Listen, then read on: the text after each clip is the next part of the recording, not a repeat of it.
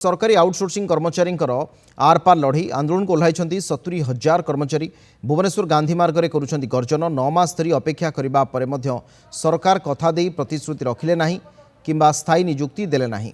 तेणु आंदोलन को ओह्लाई से छटई बंद सहित स्थायी नियुक्ति न मिलवा पर्यंत आंदोलन उठिबु नाही बोली चेतावनी देइछंती। महासंघ पक्षरु कहुଯାଇଛି दीर्घ 9 मास धरी मुख्यमंत्री को अनुरोध करा जाउछि। 30टी स्मारक पत्र मध्य दिया जाइछि किंतु मुख्यमंत्री अभियोग प्रतिविधान करिवे कौन? अभियोग पत्रटी केवल अधिकारी को बढ़ई दे नीरव रहुछंती।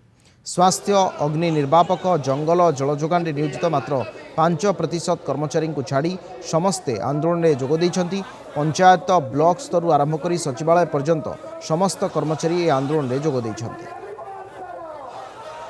गत सरकार आमको डाकी आलोचना करी 25% आमको देय बढ़ई थे। मासिक देय 25% बढ़ई थे। महिला कर्मचारी दुईटी 4 मास लेखाए 2टी मैटर्निटी लीव देते एवं आपणकर इनसेंटिव 1000 टंका लेखा प्रति 5 वर्ष पर्यायर 1000 टंका लेखा घोषणा करते। माननीय मुख्यमंत्री मोहन चरण माझी दायित्व नेबा दिन ठारू राज्य स्तर रे जिला स्तर रे सदर महकुमा रे विभिन्न आमर आउटसोर्सिंग कर्मचारी जिला नेतृवृंद ठारू आरंभ करी राज्य नेतृवृंद 30टी अभियोग दाखल करिछु। दुख और दुर्भाग्यर कथा मुख्यमंत्री आलोचना तो दूर कथा आम कागजटी को पाखरे बसी जी विरुद्ध रे आमर अभियोग जी आम एभली षड्यंत्रमूलक काम करिसंती तांकरी हाथ को बढ़ाई दौरान सी आमको कहते मो घरे चाकर मु रखी न रखी कुआड़ू कुआड़ू आसिक जदि ओडिशार युव कर्मचारी मान को जो माने निष्ठापर भाव में काम करी सरकार योजना को सफल करुले तांकु जदि चाकर माकर कुकुर मांकड़ भली व्यवहार करेंगे आमे बर्दास्त करूँ कि पुणी थे मुख्यमंत्री निवेदन करुच्चे अहंकार छाड़ी ए सबू ऑफिसर मानकर नाग फासरू मुकुली आम सहित आलोचना करंतु।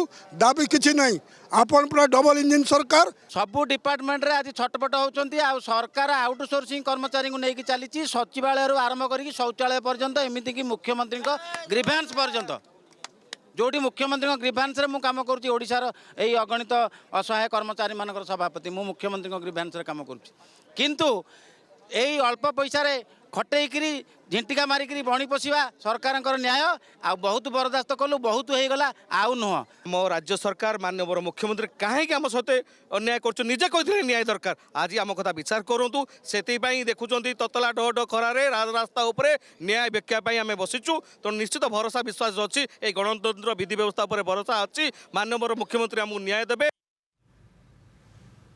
अरुण साहू आम सहित अच्छा भुवनेश्वर रिपोर्टर। अरुण, ओडिशा सरकारी आउटसोर्सिंग जो संघ रही आज विराट आंदोलन कौन प्रमुख भाव में दाबी रही से कौन दाबी रखुंट सरकार पक्षर?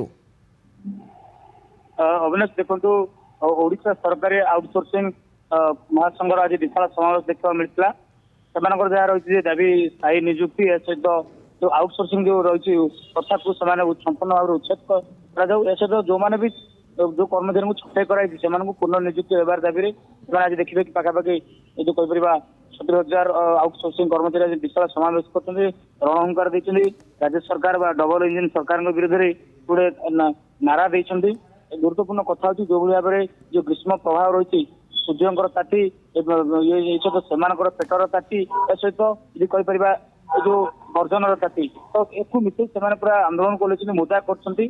गुरुत्वपूर्ण कथा हूँ जिते पूर्व सरकार एमाने आंदोलन करते लड़ाई करते सरकार किसी कथा मानी किसी कथा करने प्रतिश्रुति देते से कि मुख्यमंत्री विरोधी दल नेता थे ए आंदोलन को समर्थन कर ठिका पछदा को उठा दि जाऊ यहाँ गोटे कुचित कथा कही दुनिया कथा कहते समर्थन करते जिते आज मुख्यमंत्री बनी सरकार को आसछन्ति क्षमता को आसछन्ति 9 मास हो गलानी से दाबी पत्र को कर्णपात करूना शुणुना आड़े दौरान कागज को फिंगी दौरान एभली कथा से गुरुत्व अभियोग कर आज अभियोग कर गोटे आह्वान कर निमंत्रण दौरान जिते विरोधी दल नेता थे आसी आम पाखे आलोचना करते आज क्षमतार अच्छा सरकार अच्छा आसतु आम सहित आलोचना करूँ जो रही कुचित कथा को गोटे हटाई समस्या समाधान करूँ कहीं उत्तर प्रदेश में डबल इंजिन सरकार अच्छी ଏଠି ଏଇଭଳି ଭାବରେ ଯୋଉ ଗ୍ରାଣ୍ଟ କୁ ସେମାନେ ଉଚ୍ଛେଦ କରିଛନ୍ତି। ପଶ୍ଚିମବଙ୍ଗରେ ମଧ୍ୟ ସେଭଳି କିଛି କଥା ରହିଛି, କିନ୍ତୁ ସେଠି ମମତା ସରକାର ଅଛି, କିନ୍ତୁ ସେଠି ଏଇଭଳିଆ ପ୍ରଥା ନାହିଁ। କିନ୍ତୁ ଓଡିଶାରେ ଡବଲ ଇଞ୍ଜିନ ସରକାର,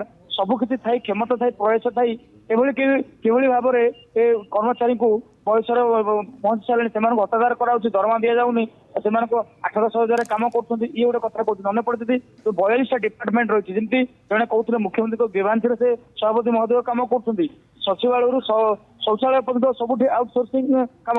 ସେମାନେ ଆଜି ଯୋଉଭଳି ଗୋଟେ ପ୍ରକାର ଚେତାବନୀ ଦେଇଛନ୍ତି, ଚେତାଇ ଦେଇଛନ୍ତି ଯେ ତାଙ୍କର ଦାବି ଯଦି ପୂରଣ ନ ହୁଏ ଆଗାମୀ ଦିନରେ ପୁରା ପ୍ରଶାସନିକ ସେବାକୁ ଠପ୍ କରିଦେବେ। ଅନ୍ୟ ପଟେ ଯଦି କହିପାରିବା ଜଙ୍ଗଲ ବିଭାଗରେ ଯୋଉମାନେ ଆଉଟସୋର୍ସିଂ କାମ କରୁଛନ୍ତି, ଦେଖିବେ ଅନେକ ସମୟରେ ଜୀବଜନ୍ତୁର ଯୋଉ କହିପାରିବା ହାତୀ, ବାଘ, ଭାଲୁର ଶିକାର ହଉଛନ୍ତି, ମାଫିଆଙ୍କ ଶିକାର ହଉଛନ୍ତି, କିନ୍ତୁ ସେମାନେ କୋଉଠି ନା କୋଉଠି ସୁରକ୍ଷା ଦେଉଛନ୍ତି। ସେଭଳି ସ୍ୱାସ୍ଥ୍ୟ କଥା କହିବା, ତେଣୁ ସବୁ କ୍ଷେତ୍ରରେ ସରକାରୀ ଆଉଟସୋର୍ସିଂ କର୍ମଚାରୀ ମାନଙ୍କ ପ୍ରତି ବିପଦ ରହୁଛି, ତାପରେ ବି ସେମାନେ କାମ କରୁଛନ୍ତି, କିନ୍ତୁ ତାଙ୍କର ଦାବିକୁ ଠିକ୍ରେ ଶୁଣାଯାଉନାହିଁ। ଅନେକ ଅନେକ ଧନ୍ୟବାଦ। ଅରୁଣ ସାହୁ ଥିଲେ ଭୁବନେଶ୍ୱର ରିପୋର୍ଟର। ପରବର୍ତ୍ତୀ ଖବରକୁ ଆସିବା। ରାଜ୍ୟର ସରକାରୀ ଆଉଟସୋର୍ସିଂ କର୍ମଚାରୀ ରାଜ୍ୟବ୍ୟାପୀ ଆନ୍ଦୋଳନ ଆରମ୍ଭ ହୋଇଥିବା ବେଳେ କଳାହାଣ୍ଡି ଜିଲ୍ଲା ଧର୍ମଗଡ଼ ସରକାରୀ ମେଡିକାଲରେ କାର୍ଯ୍ୟରତ 50ରୁ ଅଧିକ ଆଉଟସୋର୍ସିଂ କର୍ମଚାରୀ ଆନ୍ଦୋଳନରେ ବସିଛନ୍ତି। ସ୍ଥାୟୀ ନିଯୁକ୍ତି, ନିୟମିତ ଦରମା ଏବଂ ଇପିଏଫ୍ ପ୍ରଦାନ ସାଙ୍ଗକୁ କର୍ମଚାରୀଙ୍କୁ ମନଇଚ୍ଛା ବାହାର କରିବାକୁ ବିରୋଧ କରି ଆନ୍ଦୋଳନରେ ସେମାନେ ବସିଛନ୍ତି। ଯେତେ ଦିନ ପର୍ଯ୍ୟନ୍ତ ସେମାନଙ୍କ ଦାବି ସରକାର ପୂରଣ ନ କରିଛନ୍ତି, ସେତେ ଦିନ ପର୍ଯ୍ୟନ୍ତ ଏହି ଆନ୍ଦୋଳନ ଜାରି ରହିବ ବୋଲି ଚେତାଇ ଦେଇଛନ୍ତି। ଆମେ ସମାନ କାମ के समान दरमा मिली नहीं पारबार, ठीक टाइम रे इपिएफ पैसा भी नहीं पकेबार, कि हमके ठीक टाइम रे दरमा भी नहीं देबा, कि परिवार मेंटेनेंस भी हमें ठीक से करी नहीं पारबार। सरकार के हम ये डिमांड कर जे हमके स्थायी करू। जिन पर्यंत आम सरकार आमके इतार सुविचार नहीं करवा से पर्यंत आम कार्य बंद आंदोलन करूँ। जमती कि जरूरीकालीन सेवा गुड़िक हस्पिटाल यहाँ मैंने आम सब सुरुखुरु चली किसी असुविधा ना, आम नियमित हिसाब से जमी चलती सेमती चलती शांति श्रृंखला यहाँ आम कार्य बंद आंदोलन कर।